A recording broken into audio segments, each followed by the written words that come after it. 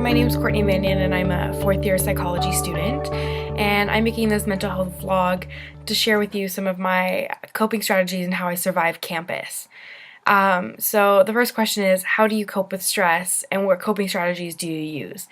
So the way I cope with stress is to always be prepared, having an agenda, using a calendar, being very organized is the best way to prevent yourself from having stress. But once the stress hits, it's hard to sometimes cope and figure out what to do and how to deal with it. So what I normally do is sit down, take a couple breaths, and then try and make a plan of how I'm going to finish what I'm going to finish, or meet up with some friends and kind of de-stress that way by hanging out and just talking to them and making sure that they're there to support me and listen to me, and they're always a good support. So if you have someone close by, friends are always great to de-stress. Another method of de-stressing that I usually do is exercising. It takes out a lot of stress, and you can just get out all that anger and frustration while you're exercising. So that's a great way to de-stress. And I also find just relaxing by yourself and collecting your thoughts is a great way to de-stress at any time as well.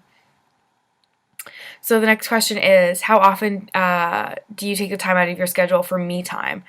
So I'm a really busy person.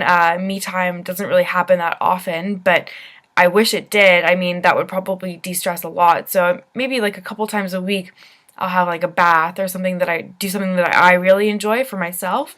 But it's really important to try and find that balance in your life and try maybe make one time a day where you can make a tea or something that'll help you de-stress. But it's good to make those times at all times. And the third question is, how do you get through midterm and exam time? So this is the worst time for stress. I'm sure every other student can agree. Midterms are that time where you have to organize yourself and make sure that you're on top of everything. I find having a schedule, as I mentioned earlier, really helps me plan out when my exams are and how I'm going to be studying, my schedule for studying.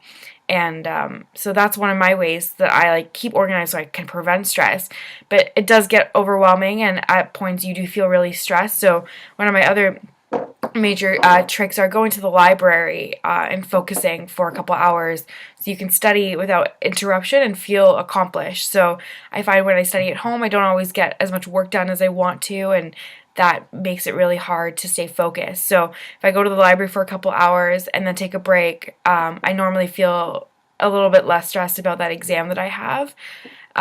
I also take lots of baths and make sure that I have a lot of de-stressing activities ready so that when I want to take a break, I can do that without having to think about it. Also making sure you have lots of meals planned and everything so you're eating properly. I think that's a great way as well.